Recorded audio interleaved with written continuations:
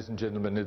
Mesdames et messieurs, bonsoir. C'est vraiment un très grand plaisir pour moi que d'être devant vous, devant un public aussi nombreux et enthousiaste. Et merci beaucoup au professeur de sa présentation. C'est un peu gênant que d'entendre ce genre de présentation, mais je ne m'arrêterai pas là. Je parlerai surtout de la révolution quantique sans plus attendre. On en a beaucoup entendu parler cette semaine. Il y a beaucoup de points de vue qui ont été évoqués et j'ajouterai mon grain de sel à cet égard. Mais mon sujet ce soir est un petit peu différent des autres. Ce soir, je voudrais aborder un aspect très spécifique de la révolution quantique qui est l'application de la physique quantique aux calculs informatiques, c'est-à-dire la manière quantique de faire des calculs. J'aimerais vous faire comprendre que ce genre de technologie quantique qui se cache derrière un piège d'ions, dont on reparlera,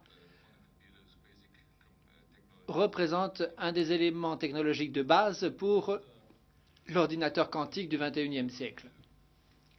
Quelques mots du plan de mon discours.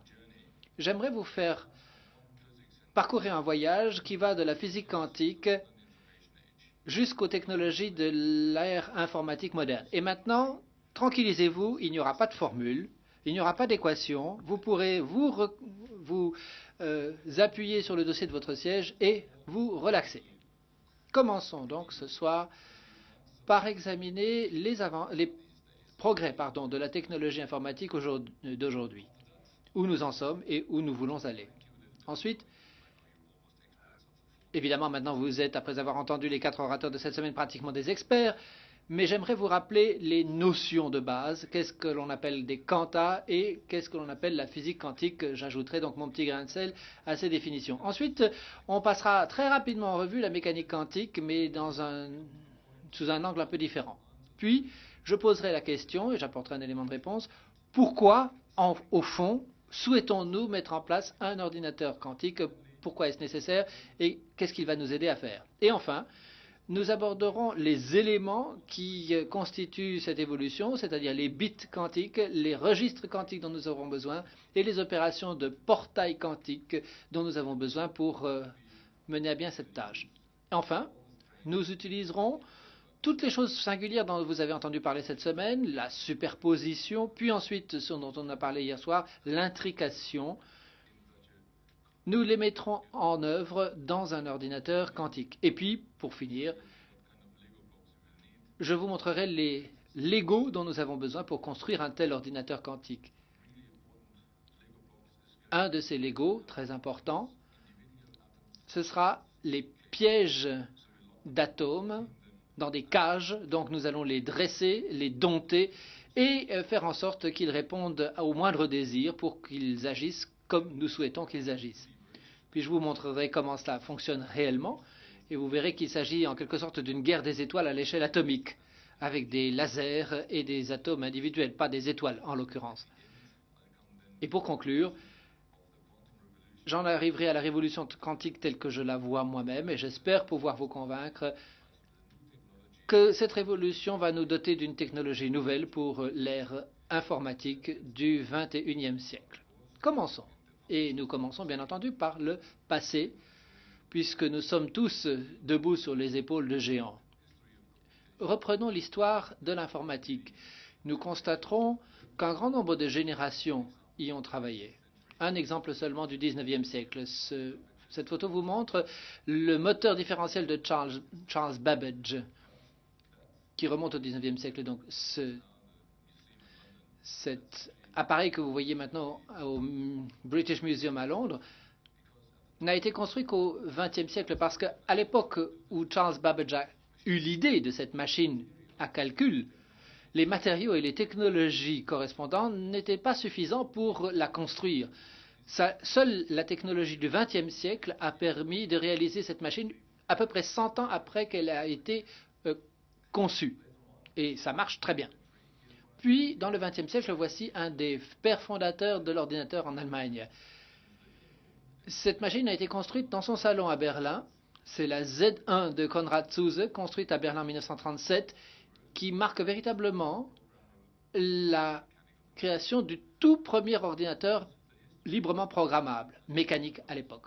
Voilà l'histoire telle que nous la connaissons. Ensuite, dans les années 40, on a vu la construction d'ordinateurs tels que celui-ci. Cet ordinateur qui remplit une salle entière a été évoqué par la revue Popular Mechanics en 1949, il y a à peine 60 ans, par les mots suivants.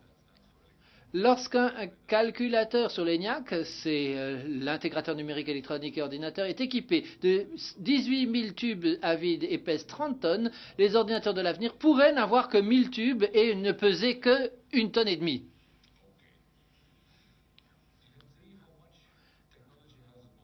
Vous voyez à quel point la technologie a progressé ces 60 dernières années. C'est précisément le voyage que j'aimerais que nous parcourions ensemble, que l'on aille depuis cette conception mécanique des ordinateurs en 1937 à ce que nous imaginons être les calculs susceptibles d'être faits par un seul atome. Seulement 70 années nous séparent. Et vous voyez qu'en quelques années seulement, on a pu réaliser une miniaturisation absolument incroyable avec les micropuces de Pentium telles que celle-ci. Regardez les évolutions de ces dernières années. Vous constaterez que, à commencer par l'ENIAC pour arriver jusqu'à l'ordinateur à atome unique, on trouve une loi formulée de façon empirique par Moore, un des auteurs d'ailleurs de la société qui a inventé les micropuces et le Pentium. Sa loi dit la puissance informatique double tous les 18 mois. En effet, tous les 2 ans, vous devez changer votre ordinateur pour acheter un équipement nouveau puisque votre équipement est déjà pratiquement obsolète. C'est délibéré. Moore a eu l'idée en effet que pour l'industrie des semi-conducteurs, si vous regardez le nombre de transistors par moulage qui est intégré dans les circuits, vous constaterez qu'il y a une loi représentée par cette ligne pratiquement droite, avec l'ordre de grandeur d'évolution et le nombre d'années. Vous voyez qu'à peu près tous les 18 mois, c'est à peu près exact, on voit un doublement de la puissance informatique. C'est vrai pour la mémoire, pour les microprocesseurs et pour tous les autres éléments de l'industrie informatique qui suivent précisément cette feuille de route, en quelque sorte, comme on pourrait l'appeler, et qui projette la situation qui sera sans doute celle de notre industrie informatique dans 2, 3, 4 ou 5 années. En l'occurrence, on suppose toujours que des opérations faites plus rapidement aboutissent à la miniaturisation des appareils. Nous avons tous vu ces super ordinateurs du passé, l'ENIAC dont on a parlé, qui remonte à 1947, le célèbre Cray dans les années 70, début des années 80, et maintenant, en 2000, dans les années 2000, la machine Deep Blue de IBM, etc. Et il y en a bien d'autres dans le monde entier. Mais ces ordinateurs classiques ne sont rien d'autre que des machines commutatives rapides, avec non pas des commutateurs mécaniques, mais électriques et électroniques et des circuits intégrés, mais essentiellement ce sont des machines qui font de la commutation. On peut représenter les choses de façon légèrement différente. Supposons que nous nous demandions maintenant quel est le nombre d'atomes dont nous avons véritablement besoin pour réaliser un octet d'informations individuelles. Eh bien, je reprends les données de Rupkes d'IBM, je les extrapole. Ces données commencent par les années 1960 ici, et la ligne représente de façon à peu près semblable comme la loi empirique de Moore l'évolution des choses. Vous voyez que cette ligne baisse et que Pentium 4 se trouve précisément sur cette ligne droite.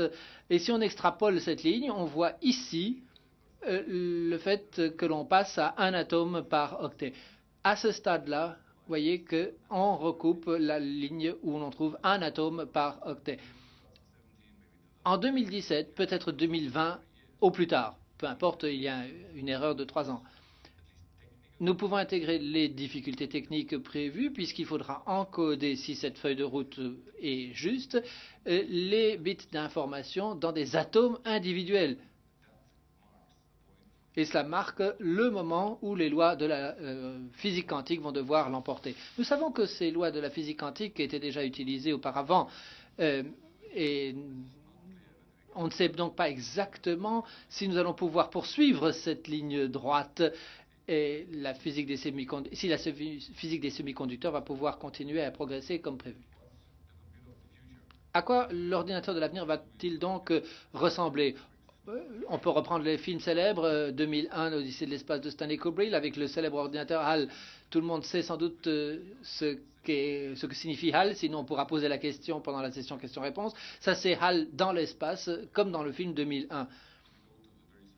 Ou bien est-ce qu'on va passer au tout petit, c'est-à-dire un ordinateur quantique qui peut fonctionner avec un seul atome, comme le présente ce dessin? Ça, c'est une question fondamentale. Et pour y répondre, nous avons contacté, ou nous allons contacter, ou faire appel aux autorités.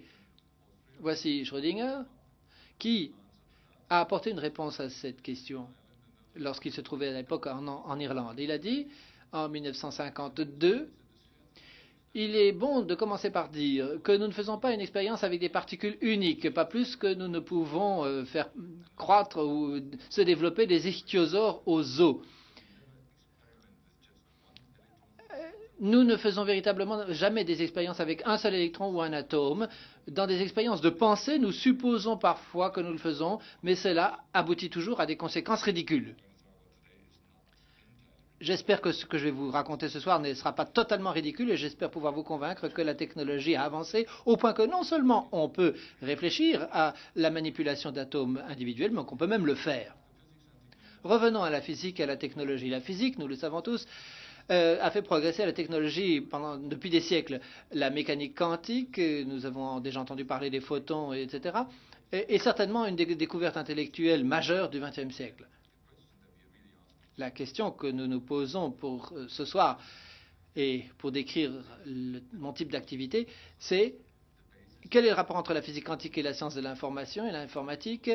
Est-ce qu'elles vont constituer la base de la technologie du XXIe siècle? C'est une question d'ailleurs plus générale encore, puisque la physique quantique pourrait servir effectivement de base à la technologie au XXIe siècle en général. Rappelons, la physique quantique, de quoi est-elle faite et comment fonctionne-t-elle? Donc, ce que sont les quantas. Les quantas sont des éléments, des paquets élémentaires indivisibles de matière, atomes, électrons, etc., et d'énergie. Nous savons qu'il y a des quantas de lumière, en particulier dont Alain a parlé dans son discours, que nous appelons des photons. Toutes les équations découlent de cette règle-ci qu'il faut garder présent à l'esprit et que j'espère vous garderez à l'esprit en rentrant chez vous ce soir. Les systèmes quantiques sont différents des systèmes classiques parce que dans le monde quantique, un système observé est différent d'un système non observé. Et je reviendrai à maintes reprises à cette règle pour vous en montrer toutes les conséquences. Par exemple, lorsque nous faisons des investigations en physique quantique, en particulier dans l'optique quantique, nous examinons la manière dont la physique interagit avec les quantas uniques, par exemple des photons individuels. Quelle est l'interaction de la lumière avec des atomes individuels? Ou nous étudions actuellement le produit de cette réaction. Par exemple, nous prenons l'image d'un photon unique entrant en collision avec un atome. Une fois que cet atome absorbe ce photon, l'atome s'excite. Ça, on l'apprend à l'école. C'est un processus fondamental. Avec cette physique quantique élémentaire, nous essayons de comprendre les mécanismes en jeu, nous essayons de comprendre la mécanique quantique, même si c'est assez difficile, comme on l'a vu hier soir, et on essaye aussi de faire des mesures fondamentales. Mais outre cette recherche de base, nous étudions aussi les possibilités d'application de la physique quantique, et on nous l'a dit et répété, elles sont très multiples et elles touchent des domaines extrêmement variés. C'est très important, et donc je vais vous présenter mon introduction personnelle de la physique quantique. Tout au long de la semaine, on vous a dit et répété que la mécanique quantique est une théorie statistique. Qu'est-ce que cela signifie au juste? On prépare un état quantique et on souhaite le mesurer, c'est-à-dire l'observer, observer cet état. On prépare, par exemple, un photon unique. Vous observerez le photon sortir de cette petite boîte pour aller de l'autre côté. J'espère que vous l'avez vu. Et de l'autre côté, il y a un détecteur et ce détecteur dit 1. C'est une mesure dichotomique, on l'observe ou on ne l'observe pas.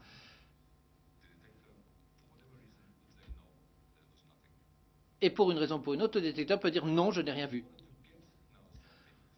Pour faire en sorte que le résultat soit observé, il faut répéter cette observation un très très grand nombre de fois. On obtient donc des informations répétées en disant oui, il y a une réponse, non, il n'y a pas eu de réponse, et ainsi de suite. Et en fin de compte, on se demande à quelle fréquence on a vu le 1 et à quelle fréquence on a vu le 0, un petit peu comme à la loterie. Et en fin de compte, nous appelons ceci la probabilité d'observer 1 et la probabilité d'observer 0.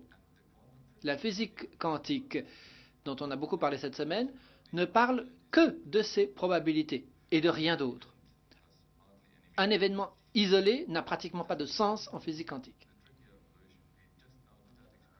Refaisons cette expérience en mettant un écran ici, ça c'est notre détecteur, ça pourrait être une caméra CCD, et nous avons un orifice ici, un orifice là. Mais maintenant nous préparons les particules et nous faisons en sorte que ces particules parcourent ces orifices. Qu'est-ce qui se passe? Voici le clic ici à la droite de l'écran. Répétons donc cela aussi souvent que nécessaire. Il y a un très grand nombre de clics. On enregistre tous les événements ici, de ce côté-ci du détecteur. C'est véritablement une expérience que l'on peut faire en laboratoire et que l'on fait d'ailleurs à peu près tout le temps. Ça se continue, ça devient ennuyeux. Généralement, en laboratoire, on se tourne les pouces, on attend que l'expérience soit finie pendant toute la nuit. On n'a rien d'autre à faire que de regarder et d'attendre que l'expérience soit terminée. Accélérons et voyons tout de suite le résultat. Le résultat, c'est une courbe telle que celle-ci, parce qu'il y avait deux orifices. Attention, il y avait une particule de lumière. Alors qu'est-ce qui s'est passé? Est-ce que l'on peut véritablement voir cette évolution, ou est-ce que c'est une expérience du type Rainer Blatt qui ne veut rien nous dire? Eh bien non. C'est une expérience qui a été réalisée par Rock et d'autres, Alain Aspect et Philippe Grangé ont contribué à Cachan en 2005. Vous voyez une expérience similaire ici. Vous voyez effectivement sur une caméra CCD réelle qu'on voit apparaître un tel modèle avec chaque tâche représente un photon individuel. Ça correspond exactement au résultat que vous avez dessiné plus tôt. Et ici, il y a des endroits où il n'y a pratiquement pas de photons enregistrés et des endroits où il y a un grand nombre, une grande concentration de photons. C'est ce qui est représenté sur cette figure ici, puisque évidemment les expériences sont présentées ici en accéléré.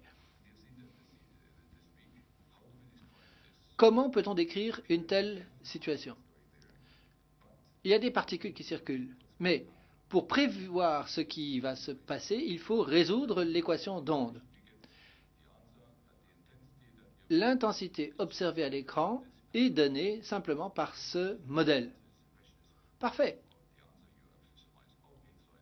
Vous allez sans doute vous dire, je n'ai donc pas de particules, j'ai des ondes. Et cela a déjà été dit et répété au cours de la semaine. Vous voyez donc le comportement ondulatoire, les interférences, les minima, les maxima, tout ceci s'explique en termes d'ondes. Compliquons un peu les choses. Où les particules sont-elles passées? Qu'est-ce que les particules ont fait en se déplaçant, en allant d'ici à là? On peut donc se demander à travers quels orifices les particules sont passées. Essayons de faire l'expérience correspondante. En fermant ce petit orifice ici, quelle va être la réponse que l'on va obtenir? Vous voyez que la mécanique quantique prévoit ce résultat-ci, avec une espèce de bosse ici. Si on bouche l'autre orifice, on obtient la bosse de ce côté-là. Ce serait donc la répartition des particules qui ont traversé cet orifice. Si on ajoute ces distributions, on voit qu'il doit y avoir un maximum ici. Mais ça ne ressemble pas du tout à ce qu'on avait observé préalablement. Et pourquoi? Parce que l'interférence est détruite, en l'occurrence. La tentative de retracer le chemin de la particule a en réalité modifié les conditions de l'expérience et donc les résultats. Est-ce que l'on peut regarder les choses en partie? On peut par exemple ne pas fermer l'orifice mais l'obturer à moitié. Si on fait cela, on obtient une information légèrement biaisée qui ne reprend pas exactement la courbe initiale. Et le fait de regarder avec un microscope influence également le système.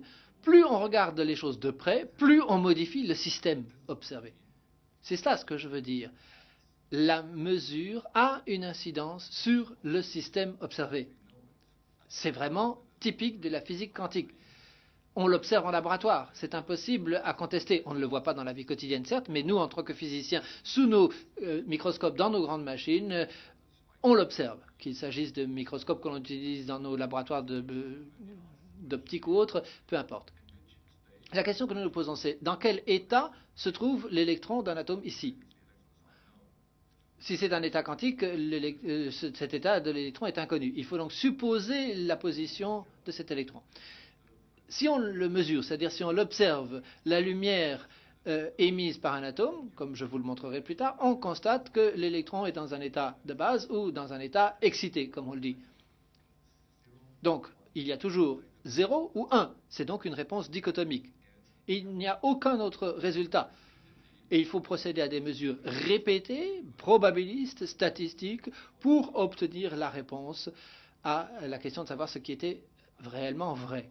Mais, et ça c'est un mais important, si nous mesurons où se trouve cette information, comment peut-on faire en sorte que cela se transforme en informatique quantique? Parce qu'un état quantique, par définition, ne peut pas être copié. Lorsqu'on essaie de le copier, on le détruit. C'est ce qu'on appelle le théorème du non-clonage de la physique quantique. Comment va-t-on pouvoir utiliser cela en informatique? Je reviendrai à ce point-là. Donc voyons un petit peu ce qui s'est passé au cours du siècle de physique quantique. On a commencé dans les années 90 avec Planck qui a parlé du quantum. Ensuite Bohr a parlé de l'atome en 1913 et Schrödinger et Heisenberg en 1926 ont parlé de l'onde et de l'équation matricielle pour résoudre le problème.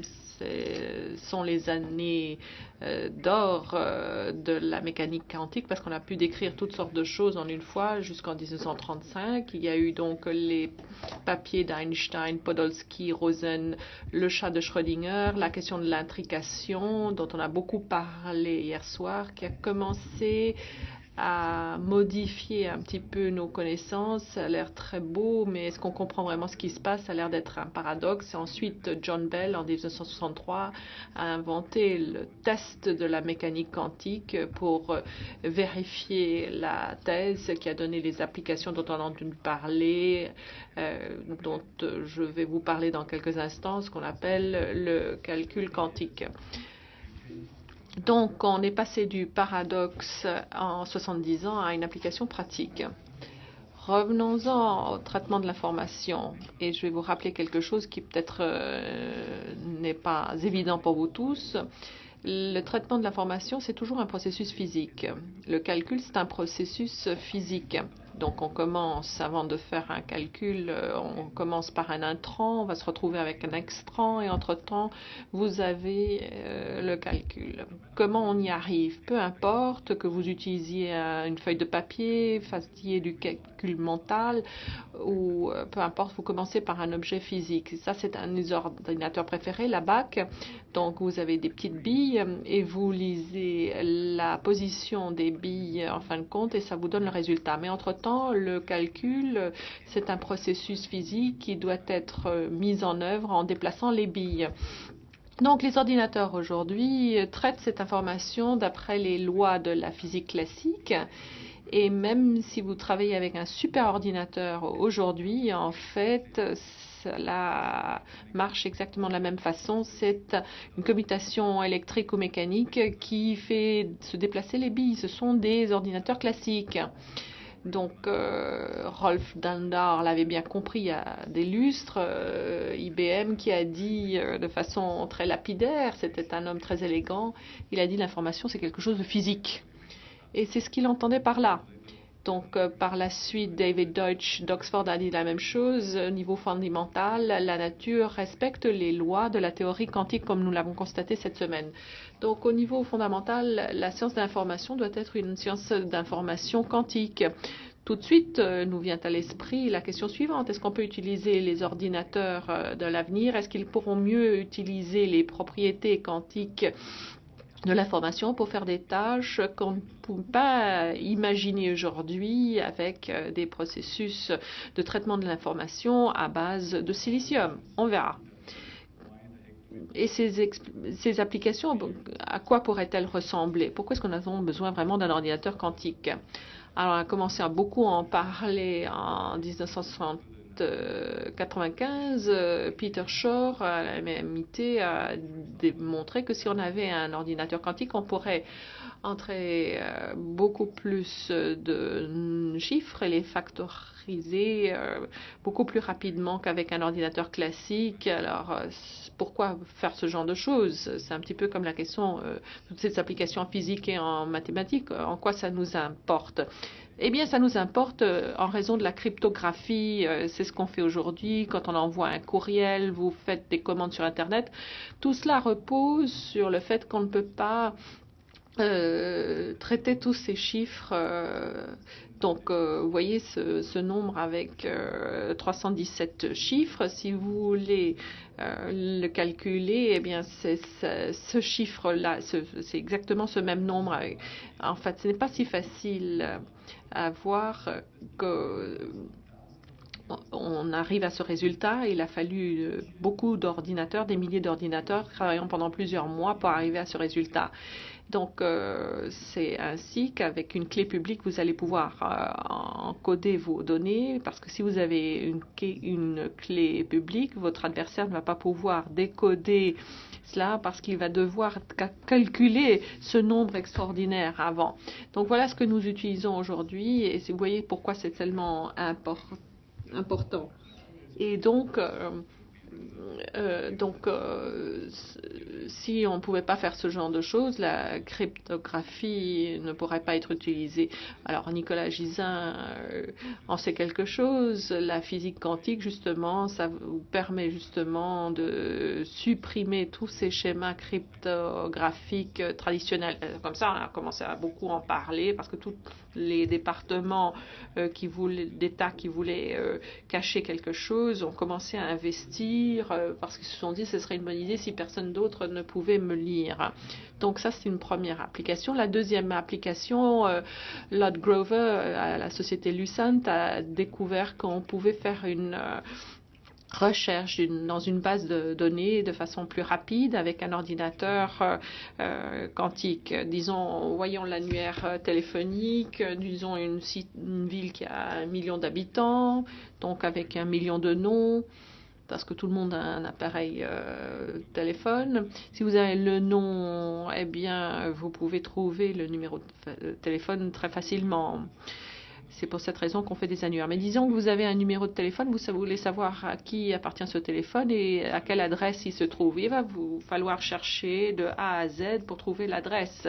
C'est patrié de cette façon. Donc, ce qu'il a démontré, Lord Grover, donc avec un ordinateur quantique respectant les lois de physique quantique, à ce moment-là, on pourrait réduire le nombre de recherches à la racine carrée du nombre de noms. Donc, d'1 million, c'est 1000. Donc, au lieu de chercher 500 000, vous n'avez plus besoin que de chercher 1000 noms.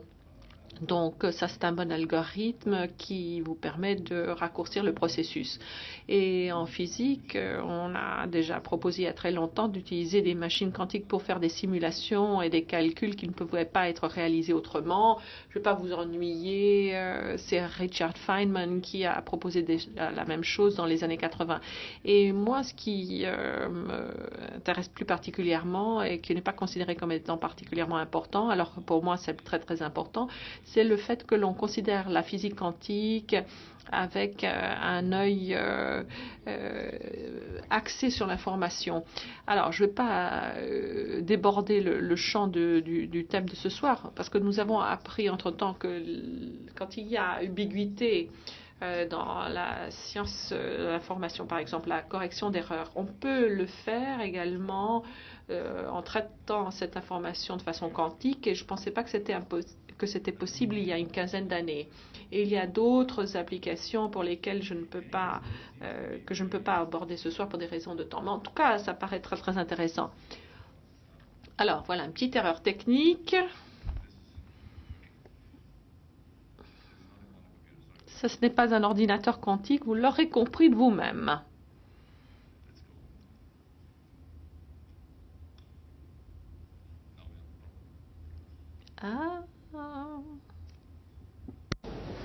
Good. Donc, ce que je voulais faire, c'est de vous montrer comment on fait du calcul quantique. Et encore une fois, il faut revenir à ces choses que nous avons apprises cette semaine, à savoir la question de superposition et la question de l'intrication. Et nous allons les appliquer à une machine quantique. Alors, on va parler des choses dont on a besoin. Un play, comme vous le savez, c'est un 0 ou un 1, donc il y a une communication branchée, débranchée, la même chose dans le monde quantique. Vous avez un atome, donc excité, et dans un monde quantique, nous avons également des superpositions. Et la superposition des deux états, 0 ou 1, ou les deux ensemble, c'est ce qu'on appelle un play quantique ou un qubit. Alors, puisqu'on ne sait pas où cela se trouve, on décrit cela alpha off débranché plus bêta branché avec les deux variables que l'on présente sur cette sphère. Donc, il faut envisager cette information quantique sous forme de flèche qui tend vers la surface de la sphère. On ne sait pas exactement où, mais l'indication, ce sont les deux paramètres ici qui nous la donnent. Alors, si vous avez ce genre de choses et si vous voulez mesurer quelque chose, cette mesure va déclencher une séquence, donc ce soit branché, soit débranché. Si vous le faites de façon répétée, à ce moment-là, vous allez trouver des résultats statistiques. Alors, on peut le faire cela au laboratoire. Donc, ici, nous avons un commutateur quantique. Vous effectuez ces mesures. Donc, on fait cela 200 fois. Et avec les statistiques, on retrouve toutes ces positions sur la sphère. La flèche vers le bas, vers le haut. Et vous avez tous les points entre les deux sens. Et la probabilité d'avoir branché, débranché, c'est la chiffre au carré. Donc, vous avez ce genre de choses qu'on peut faire dans le laboratoire. Alors, comment envisager la superposition? Donc, le play classique 0 à 1. Ici, à l'image, vous voyez que c'est à moitié juste. Donc, quantum bit 0, 1 ou 0, 1. Donc, soit vous voyez cette jeune femme avec ses beaux cils, ou vous voyez cette personne plus âgée avec ses dents plutôt laides. Donc, cette information, elle existe dans l'image. Soit vous la regardez comme cela, ou vous la regardez comme ceci. Vous connaissez ce tableau, la Mona Lisa. Regardez la Mona Lisa et puis vous enlevez quelques pixels. Donc, si vous la regardez comme cela, elle a l'air plutôt triste. Si vous la regardez comme cela, eh bien, elle a l'air plutôt heureuse. Donc, si on applique les lois de superposition, c'est pour cette raison qu'on obtient cette sourire très étrange de la Mona Lisa. Mais je ne sais pas si c'est la raison, mais c'est toujours intéressant comme solution. Donc, on a toujours cette superposition d'un qubit et on la généralise parce qu'avec l'ordinateur, on a besoin de plusieurs qubits, on a besoin de toute une série. Donc, on prend nos plays classiques, notre quantum bit, le qubit. Un registre classique, c'est 1, 0, 1 dans ce cas. Et dans le Pentium que vous utilisez, c'est 32 plays. Et dans un registre quantique, vous devez prendre en considération le fait que tous ces nombres existent en même temps. Et ce que vous avez appris hier soir, c'est cela, l'intrication. C'est ce que Schrödinger disait de Verschränkung. Et c'est ce qu'on appelle l'intrication en français. Donc, on a tous ces nombres dans le registre. Et maintenant, vous comprenez pourquoi les ordinateurs quantiques sont tellement rapides, parce que vous commencez avec la superposition de tous ces états, et après un processus, un traitement quantique avec la superposition de ces états-là. Alors, pour l'instant, vous n'avez pas obtenu d'information. La véritable information, vous l'obtenez quand vous effectuez une mesure. À ce moment-là, vous trouvez soit 1, 0 ou 0, 1. Ça, c'est de l'information classique. Tant qu'il y a une superposition, c'est une information quantique. Alors, cela nous permet vraiment d'accélérer le processus. Regardez ces superpositions qui existent, définissent toutes sortes de voies de calcul parce que nous avons un qubit, il y en a plusieurs ici. Un qubit, ça nous donne 2 voies de calcul, 2 fois 4, donc 2 la puissance n, alors 64. Vous voyez le nombre de voies de calcul qui peuvent interférer simultanément et créer un motif d'interférence. Et à ce moment-là, il faut demander où se trouve le 1 et le 0, où se trouvent les pics et où se trouvent les creux. Et avec plus de 300 qubits, si on pouvait y arriver, le nombre de voies de calcul dépasserait le nombre d'atomes qui existent dans l'univers. C'est inimaginable, c'est vraiment quelque chose de révolutionnaire si on pouvait vraiment maîtriser la technique. Et c'est la raison pour laquelle c'est tellement intéressant. Alors maintenant, il faut pousser le bouchon un peu plus loin et comprendre comment nous faisons ce genre de choses, ce calcul quantique. Rappelez-vous, l'information quantique est esquissée sous forme de flèches qui tend vers tel et tel point sur la sphère. Si vous le souhaitez le manipuler, il faut changer l'orientation de la flèche avec un angle. C'est ce qu'on appelle la rotation d'un seul qubit parce que nous faisons tourner la flèche sur la sphère. C'est la rotation d'un play. Mais il y a une autre opération qui existe dans tous les ordinateurs, qui est légèrement plus compliquée. Dans les ordinateurs, quelquefois, vous devez prendre une décision. Si une condition existe, à ce moment-là, il faut donc que je fasse ceci. Donc, des décisions doivent être prises. Et ces décisions, si elles dépendent de 2 qubits, vous avez donc le play de contrôle, la condition, et ensuite le play cible qui doit être contrôlé. Donc, dans un ordinateur classique, c'est ce qu'on appelle l'opération de Boolean OR. Alors ici, vous voyez cela représenté de façon différente. Donc là, on a utilisé cette façon traditionnelle de le présenter. Mais en fait, c'est une information quantique, c'est un système d'information quantique. Ça doit être traité comme cela. Et comme vous le savez, l'information quantique a trait à des superpositions. Donc ici, il faut y avoir, disons, pour une flèche tendant vers le bas et une flèche tendant vers le haut.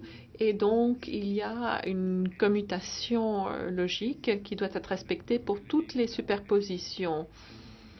Et donc, vous avez un certain nombre de probabilités qui doivent être prises en considération avec les amplitudes que nous avons évoquées auparavant. C'est cela qui est particulièrement compliqué. Donc, on ne va pas rentrer dans les détails parce que c'est assez compliqué. Mais bon, dans les années 90, on s'est rendu compte que ces deux opérations prises ensemble vous donne tout un ensemble d'opérations dont vous avez besoin. C'est l'ensemble universel. Universel, pourquoi? Parce que virtuellement parlant, n'importe quelle opération, n'importe quel algorithme peut être exprimé en opération de 1 qubit et de 2 qubits. Et ça, c'est un message très important parce que ça signifie, une fois que vous arrivez à maîtriser la rotation de cette flèche dans des positions arbitraires avec une opération à 1 qubit, et quand vous avez à maîtriser ce tableau en superposition, vous pourriez à ce moment-là construire un ordinateur quantique. Donc on a maintenant la feuille de route pour construire cet ordinateur. Tout le monde peut s'y mettre. Donc on commence avec les superpositions ici, on se retrouve avec ces superpositions-là,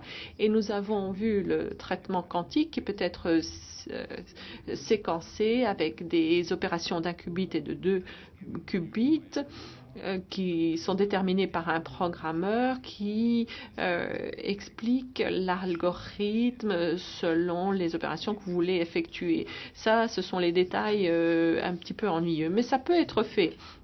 Donc le calcul, ce n'est rien d'autre qu'une opération d'intrant en superposition. L'extrant, c'est également de la superposition. Et le calcul, c'est une série d'opérations de portail quantique en des opérations d'1 qubit et de 2 qubits. Savoir, la théorie, elle existe, mais comment y arriver? Donc 1 qubit plus 1 qubit, on les met ensemble, on donne un registre, on a une plateforme pour les opérations d'intrant, d'extrant, et il faut qu'il y ait les opérations pour y arriver. Et c'est quelque chose qui est étudié dans le monde entier avec toutes sortes de technologies. Et là encore, je ne vais pas rentrer dans les détails. Par exemple, les atomes dans des pièges qui sont des qubits uniques, des atomes des résonateurs qui sont des qubits et des lignes de transmission pour les photons qui communiquent, la résonance magnétique nucléaire, pour faire de la simulation quantique, des qubits supraconducteurs, des points quantiques pour les concepts d'état solide, les photons, les qubits optiques et des électrons sur des surfaces d'hélium. Et ça, c'est fait depuis 1995, donc il y a une vingtaine de technologies qui sont étudiées dans le monde entier pour faire ce genre de choses. Alors on ne va pas rentrer dans tous ces détails, mais ce dont il faut se souvenir, ce sont des systèmes quantiques qu'on peut contrôler, maîtriser. Vous pouvez donc pointer le doigt sur un qubit que vous pouvez manipuler. Et ce n'est pas possible avec toutes les technologies qui existent. Et je voulais revenir sur une technologie qui fait que c'est possible, les atomes dans les pièges. C'est la technologie la plus prometteuse qui satisfait tous les critères et nous allons maintenant nous y attarder. Donc, on va revenir à nos définitions. Un seul atome comme qubit, Richard Feynman en 1986 qui a dit: on va être encore plus ridicule par la suite et envisager des plaies inscrits sur un atome au lieu des 10 atomes. Ça me divertit, moi personnellement. J'espère que vous aussi, ça va vous divertir et vous intéresser. Donc j'espère que vous aussi, vous êtes intéressés et divertis. Donc je vous rappelle, on a notre atome, état 0, état 1. Voilà ce que nous allons mesurer. Voilà ce que nous voulons encoder comme information quantique. Voici la flèche qui pointe dans ce sens sur la sphère qui représente cette superposition dans notre système. Alors, est-ce qu'on peut trouver un atome individuel? Alors, grâce à Hans Dehmelt et Wolfgang Paul, qui se sont vus décerner les prix Nobel de physique pour le piégeage de particules individuelles. Il a piégé les atomes. Wolfgang a inventé le piège et on a inventé le refroidissement laser, comme nous l'a expliqué Wolfgang Ketterle, là aussi prix Nobel en 1997. Et aujourd'hui, nous pouvons localiser un seul atome, dont vous voyez l'atome ici, suite à une expérience à Innsbruck dans une piège de ce genre. Je vais vous montrer comment ça marche. Donc vous voyez un seul atome dans un espace libre. Pour moi, cela reste l'une des choses les plus extraordinaires qui existent. Donc on peut, suite à cette expérience, voir cet atome à l'œil nu. Et si vous nous rendez visite à Innsbruck, je pourrais vous le montrer. C'est vraiment extraordinaire. Vraiment, chaque fois que je vois ce genre de choses, j'ai envie de sauter de joie. Un seul atome en train d'irradier de la lumière, des photons individuels qui sont en train de me tirer dessus. C'est extraordinaire grâce à ces deux scientifiques. Et aujourd'hui, l'horloge atomique la plus précise repose sur cet ion piégé, un seul. Ça a été une expérience réalisée en 2006 et les choses s'améliorent de jour en jour. Alors, comment piéger ce genre d'atome? Alors, ce que nous faisons, nous piquons un électron à l'atome et nous le chargeons. Cet atome a une charge positive ici. Et ça, c'est suite aux travaux de Wolfgang Paul. On le soumet à un potentiel, donc dans une direction, dans ce sens, et qui tombe aussi dans ce sens. Donc on applique un voltage négatif sur cet ion positif. Donc, alors vous allez me dire, ça ne va jamais être stable. Ensuite, on le fait tourner. Je vais vous montrer ce qui se passe lorsqu'on le fait tourner. Donc, on le fait avec une balle de tennis de table. Vous voyez la surface, la gravité la maintient là, donc elle va tomber tout de suite si vous arrêtez la faire tourner. Donc la balle est toujours en train d'essayer de grimper une petite bosse. Et c'est ce qu'on arrive à faire avec ces champs électriques. On change les fréquences des champs électriques et on change les polarités. On la maintient en place, cette petite balle de tennis de table.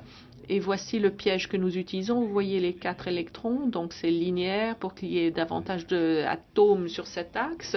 Donc là, on applique des voltages positifs, négatifs et vice-versa. Et donc on peut les maintenir ici. On applique des faisceaux laser. Et les faisceaux laser les excitent, ces atomes, pour qu'il y ait fluorescence en bleu, qui est donc immortalisé par la caméra. Et on obtient une image de ce genre avec la caméra et vous voyez des atomes comme un collier de perles, les uns à côté des autres. Comme ils sont chargés, ils se repoussent les uns les autres et ils sont piégés parce qu'ils sont refroidis au laser. Wolfgang Ketterle vous a parlé du refroidissement au laser mardi soir et grâce à ce refroidissement laser, ils ne bougent pratiquement pas. Ils ne sont pas tout à fait immobiles, mais sont pratiquement immobiles. Et donc, on a ce collier de perles, d'atomes. Alors, est-ce que c'est utile en matière de calcul quantique? Eh bien oui, Sirac et Zoller ont pu démontrer dans leur papier en 1995 exactement ce qu'il convient de faire. On a ces atomes les uns à les autres. Donc, on les illumine au laser individuellement parce que les faisceaux de laser effectuent les manipulations. Ils font tourner les flèches comme ce que j'ai montré auparavant. Avec ces faisceaux laser, la flèche, suite à cette illumination laser, part dans tel ou tel sens. Donc, on a fait ce genre d'expérience et il y a d'autres expériences, mais je suis très fière de vous dire que l'ordinateur quantique, c'est une invention tyrolienne. À quoi ça ressemble exactement? Eh bien, à ceci. Voici le piège où l'on a en l'occurrence 8 atomes l'un à côté de l'autre. Chaque qubit est dans 2 états électroniques par ion. Nous manipulons individuellement cette information avec des impulsions laser et les ions se sentent les uns les autres. C'est de cette manière que nous transmettons l'information quantique en faisant vibrer ou non vibrer les ions. Et nous contrôlons cette vibration au niveau quantique. On peut même dire qu'il n'y a pas de vibration ou il y a juste un quantum de vibration dans le système. Et cela, c'est totalement contrôlé. C'est ce que l'on appelle le bus de données phonon selon l'invention qui en a été faite. Voici à quoi ça ressemble dans un faisceau réel. Ça, ce n'est pas une simulation, ce sont des données que nous avons enregistrées dans notre piège il y a plus de 10 ans. Mais ça, c'est la vibration classique. Parce que la motion quantique ne serait pratiquement pas vue et en plus on détruirait la motion quantique du simple fait de la regarder. Il y a donc dans ce bus de données phonon la vibration d'un faisceau d'ions, d'un collier d'ions qui est entièrement contrôlé. Nous avons dans les 10 premières années travaillé sur ce genre de collier d'atomes avec 1 à 10 qubits. Et ces 10 dernières années, nous avons étendu nos expériences. Nous pouvons désormais travailler avec 32, 40, voire 64 qubits à l'heure actuelle. On ne peut pas entièrement les contrôler comme on le fait pour 10 qubits. Mais pour 32, on n'en est pas loin. Voici ce qui est donc disponible actuellement au laboratoire. Et tout ceci, ce sont des atomes individuellement contrôlés qui sont l'un à côté de l'autre. Alors, les processeurs quantiques que nous avons, à quoi ressemblent-ils? Ici, nous avons Intel Inside, ça c'est du Pentium, ça n'est pas quantique, c'est classique. Ici, nous avons ce que l'on trouve à Boulder, c'est déjà très miniaturisé, ça ne ressemble que l'écart entre ces diverses plaques n'est que de quelques fractions de millimètres. Ça, c'est le piège que vous avez vu initialement et que je viens vous expliquer. Et bien entendu, il y a des ions à l'intérieur qui transmettent et transfèrent l'information. Un exemple de calcul quantique extrêmement simple, le plus simple auquel on puisse penser. Supposez que vous vouliez faire un pari, vous demandez une pièce de monnaie, vous jetez cette pièce en l'air et il y a 50% de probabilité que la pièce tombe sur pile ou sur face.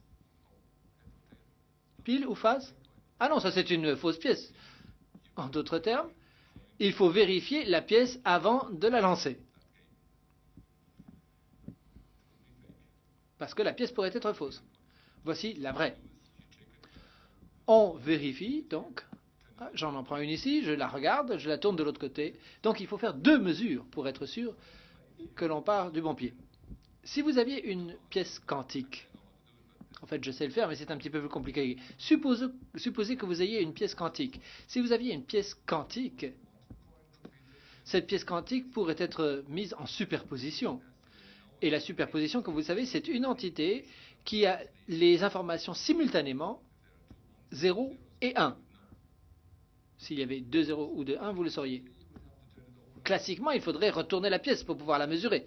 Mais maintenant, si vous aviez une machine quantique, par exemple un ordinateur quantique, vous pourriez mettre la pièce quantique dans la fente et laisser la machine décider si c'est une pièce fausse ou non.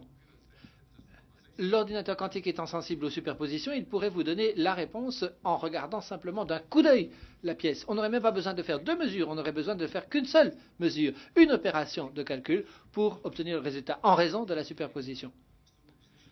Si vous avez des superpositions fréquentes, vous voyez tout ce que pourrait faire un ordinateur quantique en une seule opération. Ça, c'est très important.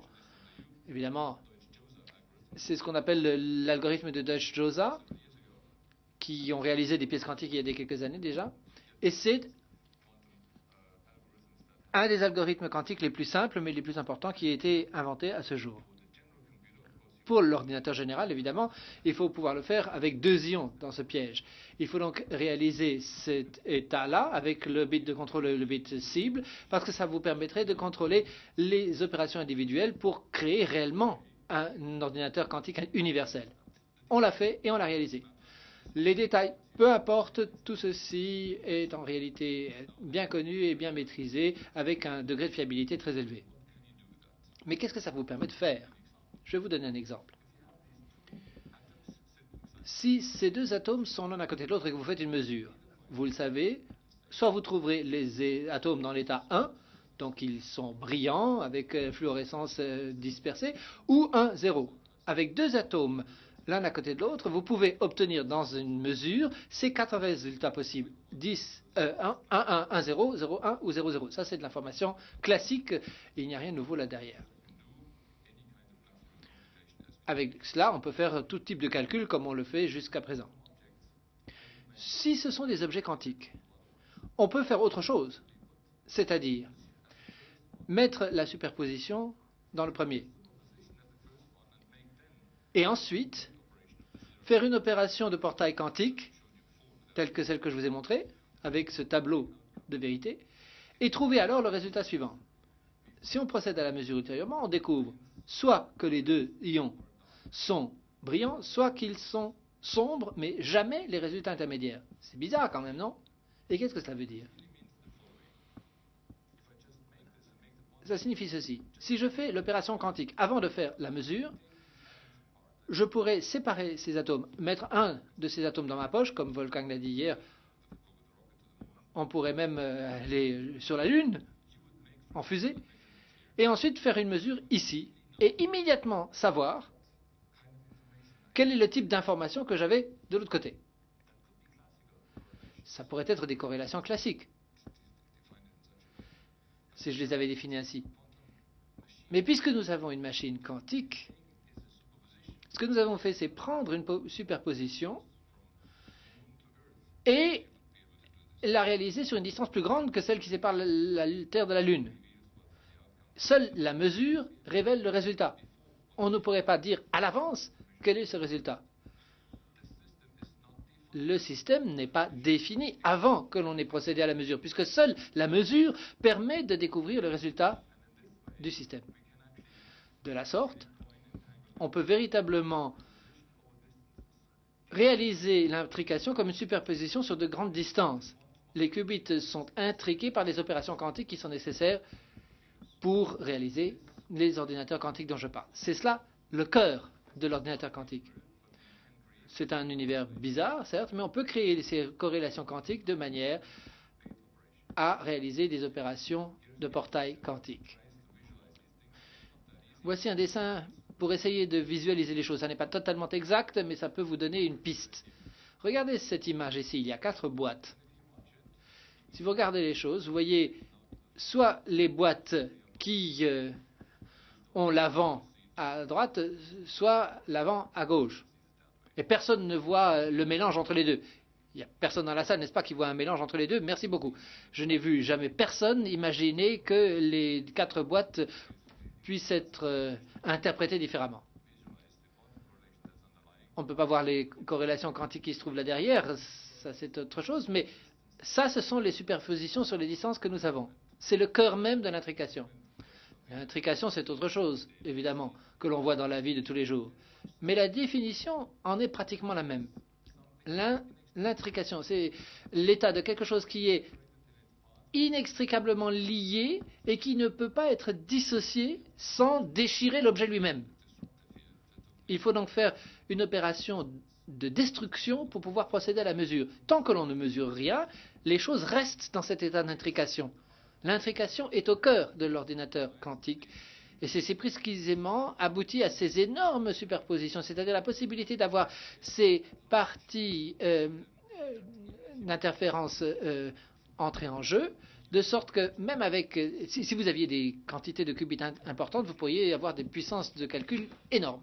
La téléportation, précisément, repose sur l'intrication. Regardez la téléportation telle qu'on la connaît dans Star Trek, on est des beam us up Scotty, hein. Téléportez-nous, c'est pas comme ça que ça se passe. Charles Bennett, qui a réalisé le protocole de téléportation, était d'ailleurs parmi nous mardi, on en a parlé. La théorie, le théorème du non-clonage dit qu'il n'y a pas de copie quantique. Mais ce que l'on veut transférer, c'est la fonction psi originale, d'origine, à une position éloignée. Comment le faire si on ne peut pas la copier?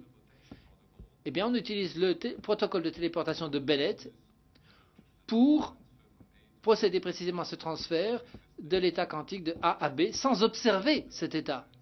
On transfère le psi initial d'ici à là dans une version d'information quantique. Comment est-ce que ça marche exactement? Je vais faire un petit dessin pour ça. Supposons qu'il y ait Alice et Bob. Ce sont les vedettes dont on a déjà beaucoup parlé cette semaine. Alice et Bob sont censés partager une paire intriquée.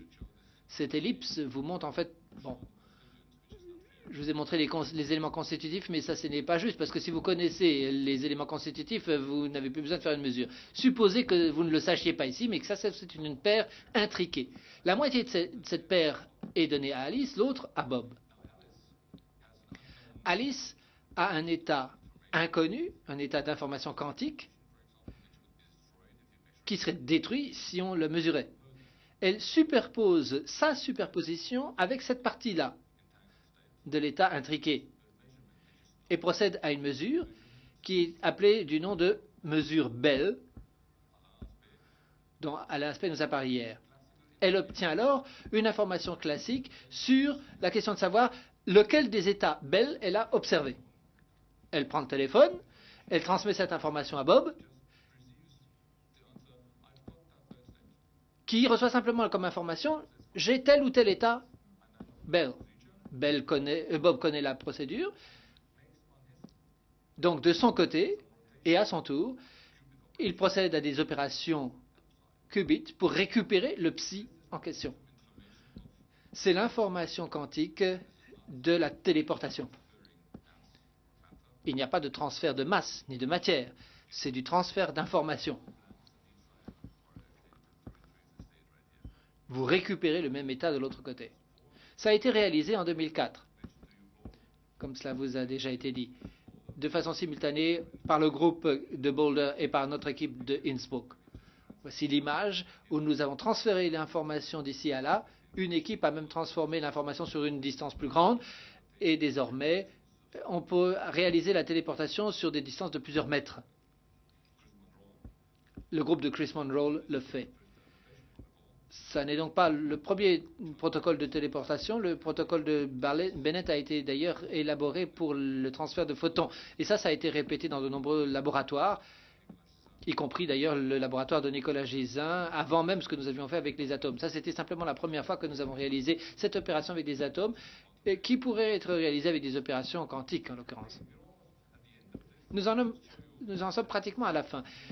Cette image, cette photo vous montre que cela se passe dans la vie réelle, dans un laboratoire. Ce n'est pas quelque chose d'inimaginable ou d'infaisable. Nous touchons tout cela du doigt dans nos laboratoires. Si vous voulez suivre nos expériences, venez nous trouver dans notre laboratoire. Nous allons vous montrer comment ça marche. Il n'y a rien de mystérieux ni d'exotique là derrière. Voici notre laboratoire, une photo de notre laboratoire avec la caméra CCD où on voit les atomes, les ions, deux de mes étudiants qui viennent de faire circuler un programme informatique comme on le ferait pour n'importe quel autre programme.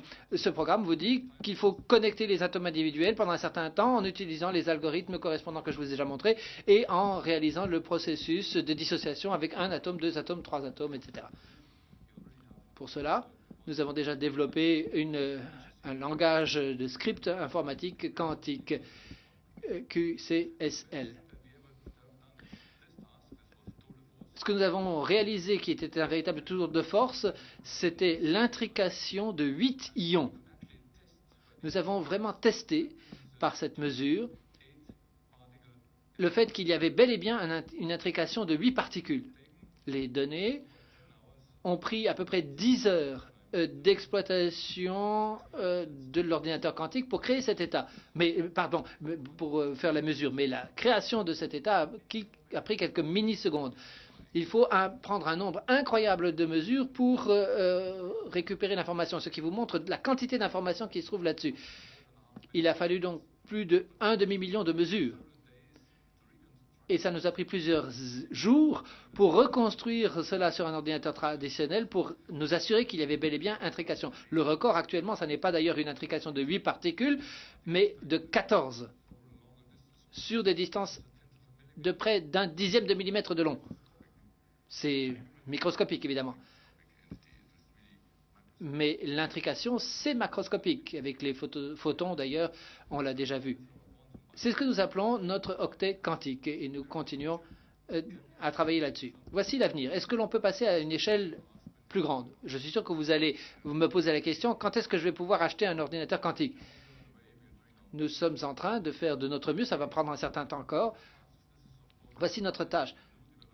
Les nouveaux développements venant du groupe de Boulder, Vineland, les pièges planaires, les pièges de pôle miniaturisés, mais il y a des sociétés qui peuvent réaliser ce genre de micropuces planaires. Lucent et d'autres le font. Ça a été fait par Sandia, à Mexico. Ça ressemble de plus en plus à des micropuces et des microprocesseurs.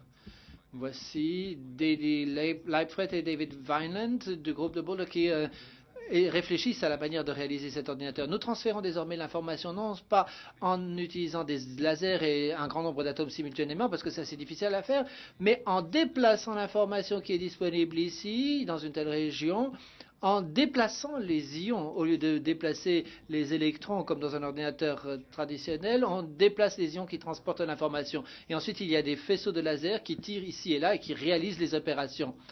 Ça ressemble donc bel et bien à la guerre des étoiles. Voici un film qui a été réalisé par Isaac Chuang au MIT qui montre de quelle manière on peut déplacer les ions dans ces pièges.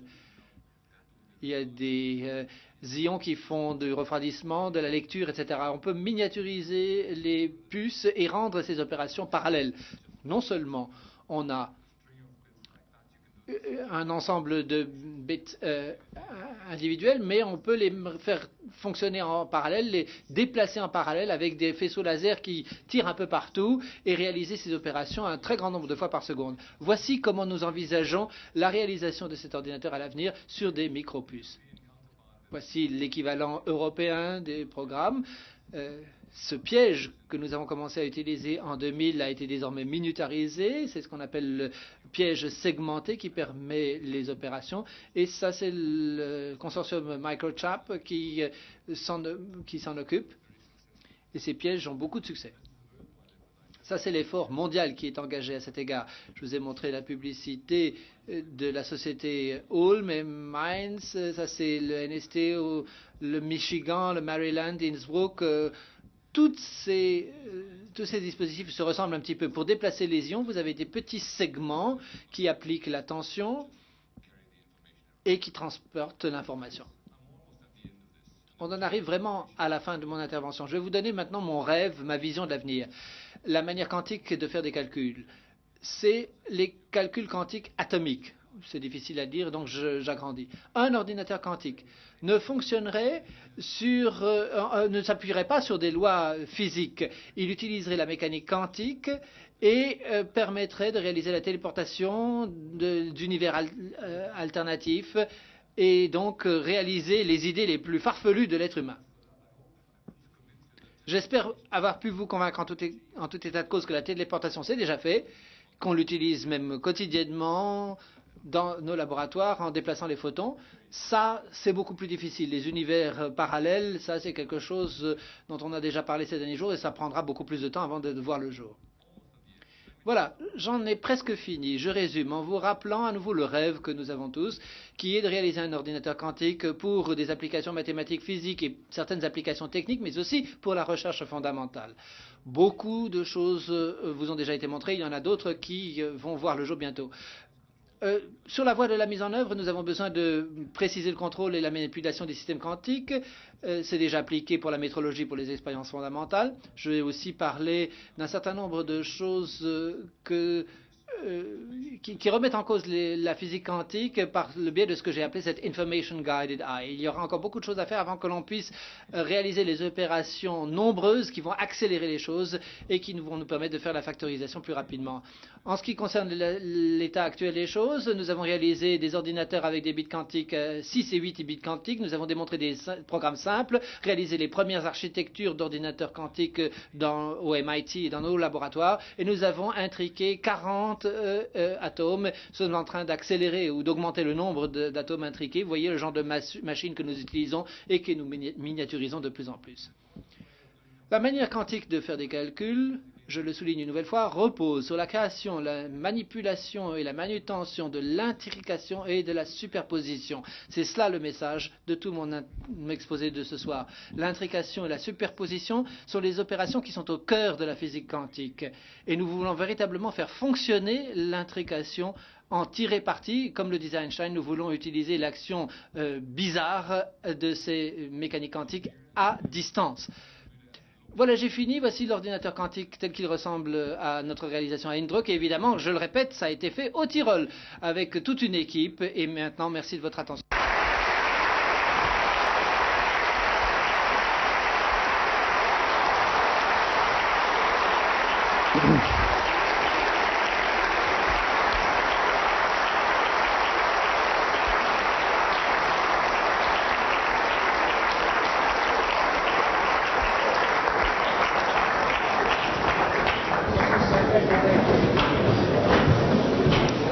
Thank you very much for the...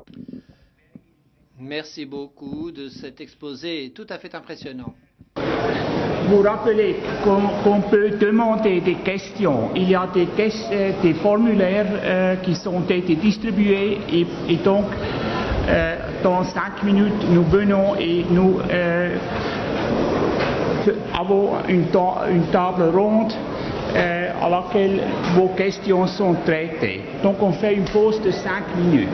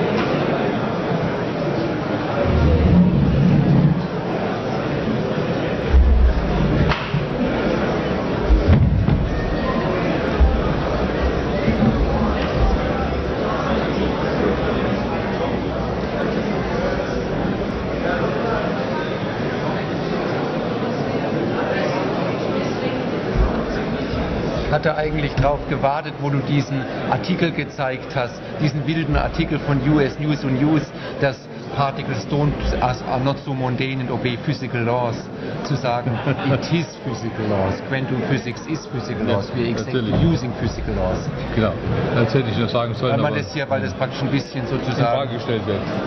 Vielleicht kommt es in der Frage raus. Das war mir eigentlich auf der Zunge gelegen, hier zu sagen, alles was wir machen ist physical laws, ja. Benutzt physical laws, wie sie eben im 20. Jahrhundert entwickelt wurden, ja. Ja, ab und zu betone ich das schon. Es ist so selbstevident. Ganz schön hervorragend. Danke. Okay. Ich hoffe, es kam für die Leute an. Ja. Das ist die Hauptsache. Ich denke auch. Ja, das war.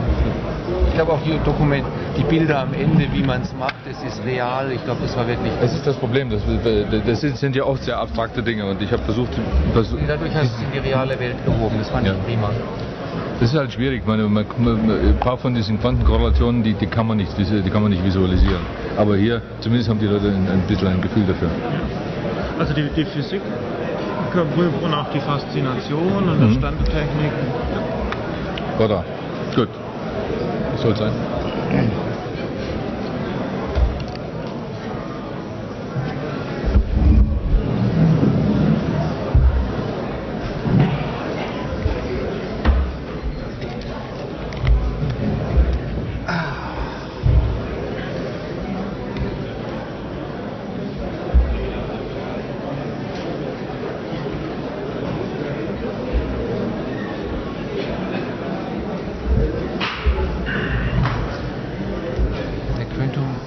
Work without violating class inequality? I don't think so. But it's just a guess. But my first reaction is if it could, probably you could emulate everything with a classical computer. But maybe Nicola.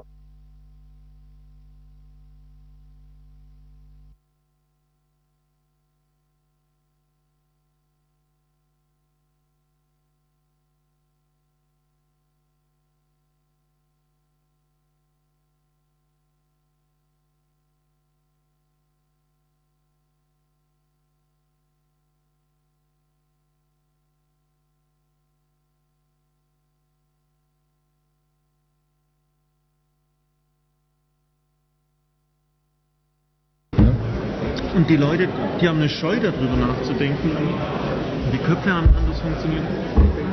Und die nächste Generation, die wirklich Fußball spielt und Tischtennis, die geht ganz anders drauf. Die hat ganz andere Dinge. Ich glaube, das ist mit die größte Sache im Arbeiten mit Eisen und Ton.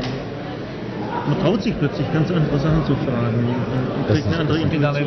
Was wissen die Leute mittlerweile? Das sind Werkzeuge, das ist auch so wie wir mit Telefon, Radio und Fernseher.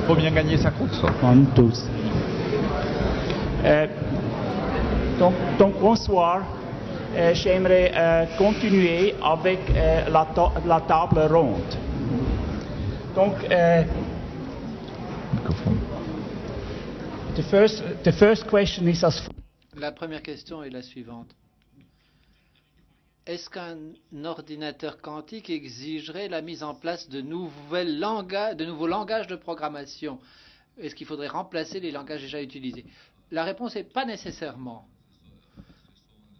Comme je vous l'ai dit, nous avons déjà élaboré un certain langage de script qui nous aide, mais pour le reste, nous utilisons C++ et d'autres langages qui existent déjà pour exploiter ces ordinateurs. Il nous faut simplement des ordinateurs classiques pour assumer toutes les tâches qui sont nécessaires pour mettre en place un système aussi compliqué. Il y a pas mal de comptabilité à tenir à cet égard qui est sous-jacente, mais pour le reste, on peut parfaitement s'en sortir avec les langages informatiques actuels. Merci. J'ai un très grand nombre de questions et si nous les posons toutes, nous serons encore ici demain.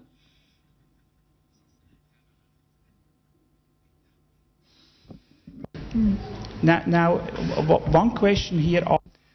Alors, il y a une question ici qui dit ceci. Pourquoi serait-il utile d'avoir plus de 300 qubits? Parce que vous nous avez dit que créerait d'ailleurs toute la liberté dont on a besoin. Excellente question, parce que les 300 qubits vous donnent le nombre d'opérations possibles dont nous avons besoin dans notre espace de Hilbert dont on a déjà parlé. C'est un espace extrêmement gigantesque. Et nous ne savons pas, je ne sais pas pourquoi cet espace est si grand. Parce que la nature ne l'utilise que dans une très faible mesure. Si vous voulez factoriser un nombre de 300 chiffres, comme je vous ai montré, et si on faisait cela selon l'algorithme de choses, pour les corrections d'erreurs et la comptabilité dont on a besoin, vous auriez besoin de plus de 10 000 qubits. 300, ça ne suffirait pas. Mais là encore, je ne peux pas vous dire pourquoi il nous en faut autant, parce que nous avons déjà des voies de calcul très importantes. Nous ne savons pas pourquoi l'espace à l'intérieur duquel nous fonctionnons est si énorme, mais que l'on n'en utilise qu'une toute petite partie. Ici j'ai un auditeur qui pose deux questions à la fois. Première question, à quelle température faites-vous vos expériences? La température ambiante pour l'ensemble de l'appareillage. Mais nous faisons comme Wolfgang Ketterle vous l'a dit mardi, nous refroidissons avec des lasers l'ensemble de nos ions. En ce qui concerne la température, c'est une question un peu difficile à trancher parce que les particules et les mesures, pour cela, la température n'augmente qu'à au fil du temps. Si vous avez un grand nombre de particules, certaines se déplacent, d'autres non, comme Wolfgang vous l'a dit, alors là, vous pouvez calculer la température. Mais vous savez, une particule unique, il faudra à nouveau recourir aux statistiques pour savoir quelle est la température de cette particule. Si vous attribuiez une température, dans notre cas, ce serait aux alentours d'un demi-millikelvin. C'est assez chaud par rapport aux températures utilisées par Ketterle. Mais dans chacune de dans nos expériences, la valeur de la température au départ n'est pas tout à fait appropriée. Donc c'est très difficile de déterminer la température, d'apporter une réponse précise à cette question. L'ordinateur ou les calculs quantiques me rappellent la logique floue. Est-ce qu'il y a une analogie?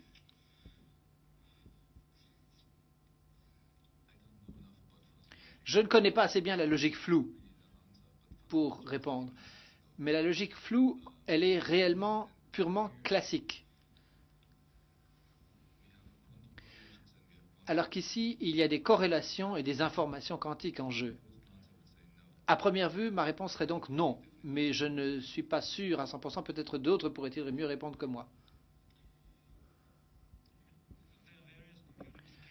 Il y a plusieurs systèmes informatiques où les processus en parallèle jouent un rôle. C'est aussi le cas pour la logique floue. Et c'est le cas aussi pour les calculs quantiques. Mais la grande différence, c'est que tous ces programmes, sauf pour les programmes quantiques, travaillent avec des bits, alors que ce sont des qubits dans la physique quantique. Et ça, enfin dans l'informatique quantique. Et ça, c'est une grande différence. Voici une question de nature générale. Est-ce qu'un photon peut transporter un qubit? Et si oui, quel est le type de dispositif ou d'appareil qui fonctionne avec les photons? Alain. Oui, un photon peut transporter un qubit, mais il y a un grand problème avec les photons. Les photons, ce sont des qubits volants, parce qu'on ne peut pas les arrêter. Si vous voulez utiliser un photon comme un qubit, vous pouvez le faire. Et je vous en ai donné un exemple hier. Vous pouvez coder un qubit sur la polarisation d'un photon. Mais le fait que l'on ne puisse pas arrêter le photon pose un vrai problème. Plusieurs groupes dans le monde essayent d'y remédier, en particulier le groupe de Nicolas Gisin. L'idée étant de coder les informations que l'on a sur un photon sur un cristal. On a donc le cristal ici, et on y a encodé l'information du photon. Le jeu. Et donc, vous avez votre qubit qui est codé dans le cristal, et l'opération a du succès si, à un moment que vous choisissez vous-même, vous pouvez décider de refaire émettre le même photon avec la même information codée que celle qui avait été codée initialement dessus à partir de votre cristal.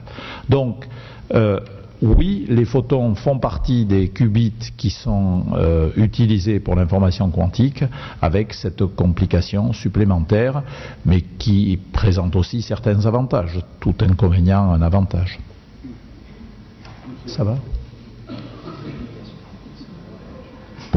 Comme dit Nicolas, pour la communication quantique, c'est un avantage d'avoir un bit volant, un flying qubit. Merci Alain. Une autre question, another question is... Merci Alain. Est-ce que vous pensez qu'un jour on recourra à la téléportation pour les objets aussi? Et que donc tous les moyens de transport actuels seront obsolètes et on n'aura plus de problème de pollution? La téléportation voudrait signifier littéralement, dans un sens quantique, mais je peux l'expliquer de façon classique, que votre corps est démantelé et toutes les informations portant sur toutes les molécules, vos atomes dans la peau, dans le cerveau, toutes ces informations sont envoyées dans un autre endroit, et sans oublier la moustache, comme l'a dit Alain. Donc toutes ces informations seraient envoyées dans un autre endroit, et dans cet autre endroit, les gens vous réassembleraient en se fondant sur ces informations. Je vous demande si c'était possible. Vous voulez courir ce genre de risque? Et bien sûr, les informations portant sur toutes ces cellules, ces neurones dans votre cerveau, c'est extraordinaire. Je veux dire, ça dépasse nos capacités actuelles d'obtenir ces informations et de les transférer. La téléportation s'applique à des particules uniques qui sont soit en état de spin-up ou de spin-down ou en superposition. Et cette information, on l'obtient, on l'extrait et on la transmet de Alice à Bob, comme on l'a expliqué. Et cette information peut être utilisée pour récréer, réassembler l'état quantique. Merci. Question suivante. Le cerveau utilise-t-il les calculs quantiques? Pour autant qu'on le sache, non.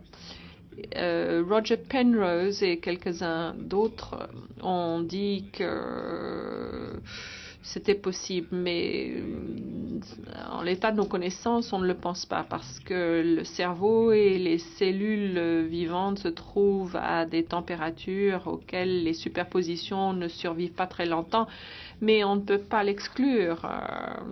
Mais dans l'état de nos connaissances actuelles, ce n'est pas le cas, mais on ne sait jamais. Je crois qu'il convient de ne pas trancher. Il y a peut-être des états de protection et il y a des gens très sérieux qui l'envisagent. Effectivement, il y a des gens très sérieux qui l'envisagent, mais en l'état de mes connaissances actuelles, je ne le pense pas. Merci. Une autre question. Même si on essaye de créer un vide, il y a toujours quelques atomes résiduels. Est-ce qu'ils n'interfèrent pas avec votre chaîne d'ions? Oui, parce qu'ils rentrent dans cette chaîne d'ions, ils sont en collision, mais nous avons fait en sorte que cette collision ou cette interférence ne produit qu'une fois par heure. Et donc, ça ne perturbe pas trop. Mais elle se produit, cette collision.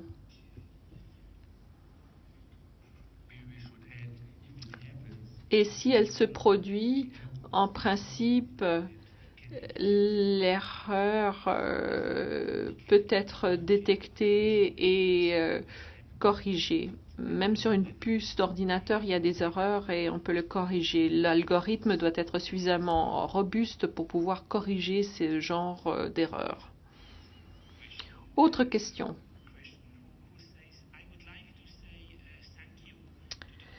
Je voudrais commencer par vous remercier, les organisateurs de cette manifestation. La question est la suivante. Enfin, c'est plutôt un commentaire. À savoir,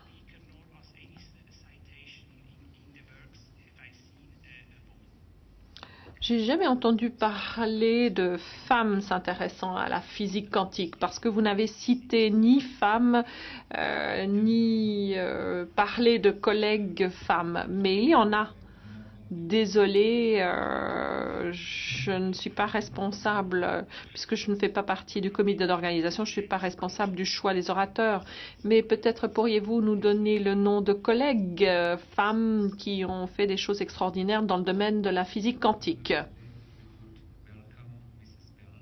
Et justement, nous sommes très heureux de pouvoir souhaiter la bienvenue à Madame Bell. Malheureusement, le nombre de femmes dans la physique quantique ne dépasse pas les 20%. Donc si vous nous comptez, nous quatre, plus Madame Bell, vous voyez, on y est à 20%. Cela montre bien la mauvaise condition qui est faite aux femmes dans le monde de la physique. Si on était à parité dans le monde physique, on aurait 50% de réalisations qui seraient le fait de femmes. Donc on peut regretter cet état de choses, mais ce n'est pas un problème de physique quantique. Okay. Are you sure about that? Yes. Okay. So I think it's safer. It's safer to change. Permettez-moi d'intervenir. Donc, visiblement, il y a très peu de femmes qui font de la physique quantique. Mais selon mon expérience, en tout cas, ce qui se pratique dans mon université et dans d'autres universités, c'est que les femmes qui étudient la physique, qui travaillent dans le monde de la physique, les femmes scientifiques qui travaillent dans le monde de la physique aiment beaucoup ce qu'elles font. Et naturellement, on les encourage et on les soutient. Et je crois qu'elles s'amusent beaucoup.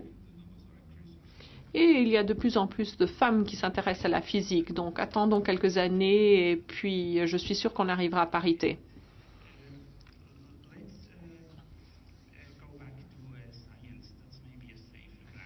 Donc on va en revenir à la science. Je crois que ce sera plus sûr. Autre question.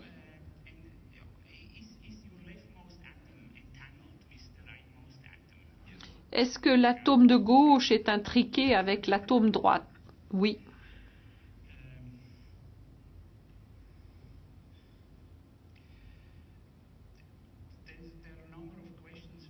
Il y a pas mal de questions qui portent sur les limites en raison de l'incohérence des états quantiques quand vous utilisez beaucoup de qubits. Effectivement, c'est un problème sérieux et nous attelons à la tâche pour essayer de mieux comprendre ce phénomène. Cette décohérence est due à plusieurs processus. Les processus les plus importants, ce sont ces processus qui perturbent tout le système et lorsqu'il y a des mesures inadvertantes, parce que cela affecte l'état. Quand il y a une collision, à ce moment-là, votre information quantique devient inutile. Donc, évitez les collisions. Il faut un système de vide. Ensuite, l'état, le qubit, l'état peut se détériorer en émettant un photon fluorescent et nous avons pu régler le problème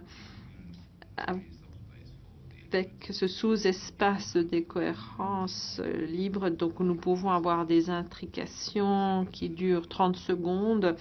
C'est très long pour une intrication.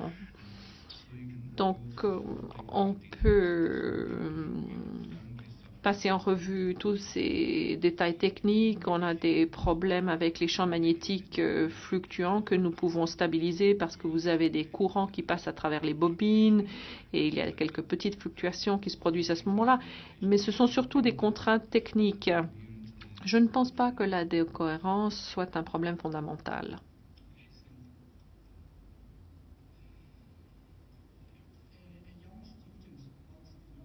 Un jeune étudiant souhaiterait savoir quels sont les articles ou les livres que vous pourriez recommander à quelqu'un qui souhaite réaliser un ordinateur quantique.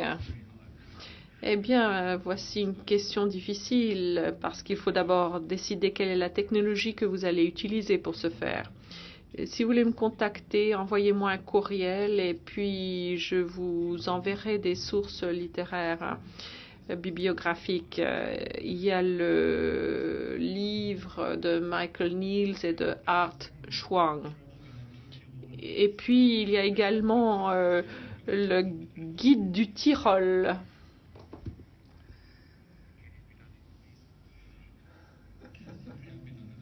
Oui, on peut réaliser cet ordinateur dans un garage ou dans une cave pour autant qu'elle soit propre et climatisée. Autre question.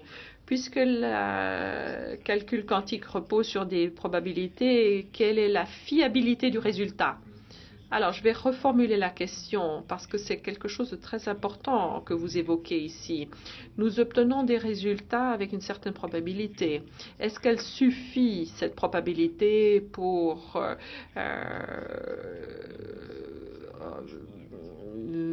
vérifier les résultats? Par exemple, l'algorithme Shor, il faut l'utiliser plusieurs fois pour obtenir suffisamment de réponses et de probabilité pour être sûr du résultat, pour vérifier que vous ayez la bonne réponse.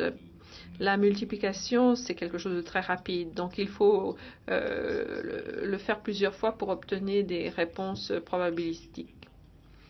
Alors, est-ce que les ordinateurs quantiques seront plus rapides que les ordinateurs classiques? Oui, parce qu'il y a une accélération exponentielle et vous ne devez faire les opérations que quelques fois pour obtenir ce genre de résultat.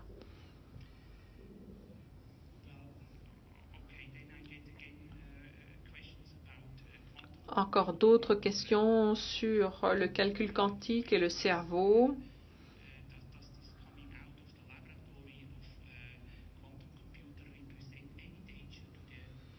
Le fait que l'ordinateur quantique quitte le laboratoire, est-ce que ça va être dangereux pour le cerveau? Non, non, moi je suis toujours sain d'esprit. Enfin, peut-être vous ne serez pas d'accord avec moi, mais je me considère toujours sain d'esprit. Le seul risque, c'est de contaminer tous ceux qui n'ont pas encore attrapé le virus quantique.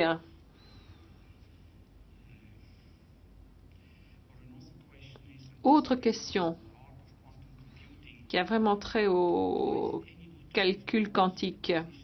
Pourquoi faut-il avoir des superpositions quantiques si on détermine le résultat uniquement en l'observant? À quoi ça sert d'avoir des superpositions quantiques? Puisque ces superpositions ne jouent un rôle qu'à la fin, quand on obtient le résultat. Non, ce n'est pas vrai. Pendant tout le processus est réparti en opérations avec un seul qubit ou deux qubits, mais pendant ce temps-là, il y a des calculs qui se font et les voies de calcul doivent se rencontrer pour qu'il y ait justement ce résultat. Et il faut qu'il y ait ce genre de croisement parce que sinon il n'y a pas d'accélération. Une question plus philosophique portant sur la mesure quantique. Pour faire une observation, est-ce que vous avez besoin d'un être vivant et réfléchissant? Oui. Alain. C'est une question qu'on pose maintes et maintes fois. Et pour ma part, je ne pense pas que ce soit nécessaire, parce que quand je détecte un photon, par exemple, ce photon est détecté par un multiplicateur, ensuite c'est entré dans une mémoire d'ordinateur, et puis ensuite on peut l'écrire sur une feuille de papier. Et quand on utilise un stylo pour écrire quelque chose sur une feuille de papier, je doute qu'on écrive quelque chose s'il n'y a personne pour le lire. Donc c'est une réponse pragmatique, non pas une réponse philosophique. D'un point de vue pragmatique, puisque le résultat d'une mesure peut être écrit sur une feuille de papier, eh bien je ne pense pas que la feuille de papier sera rédigée si je ne la regarde pas.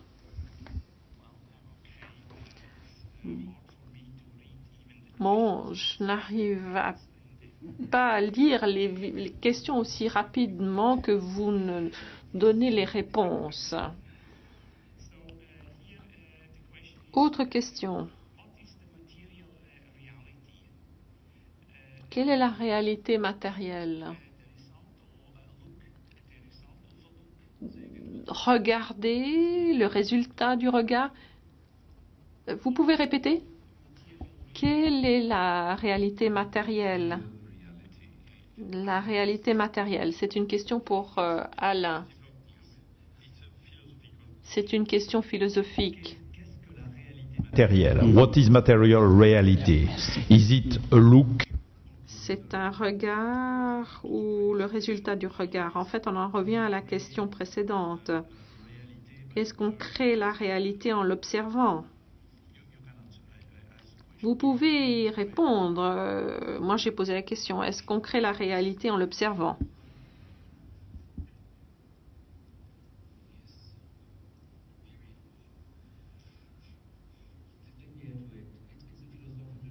Comme j'ai dit, c'est une question philosophique portant sur la réalité.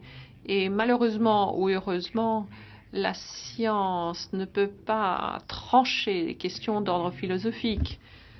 Moi, je peux simplement vous dire ce que la plupart des scientifiques pensent, à savoir que le monde existe en dehors de nous et que nous observons le monde et que les particules se déplacent, les systèmes quantiques évoluent, qu'on les observe ou pas, et les systèmes quantiques ont évolué même avant que l'on ne sache qu'ils existent. Donc on part du principe qu'il y a une réalité au monde que nous révélons en tant que scientifiques.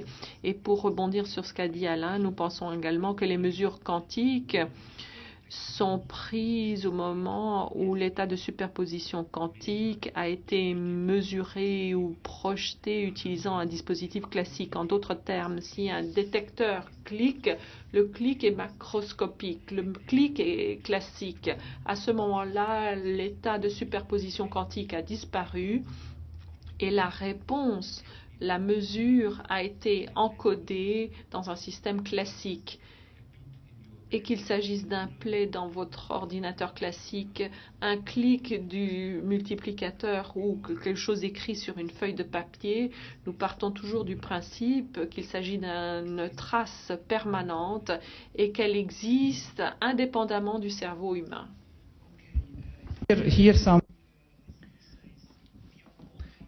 Ici, certains auditeurs nous disent nous sommes tous des objets de mécanique quantique. Est-ce qu'une onde, une énergie sous forme d'onde venant de l'espace pourrait influer sur notre comportement?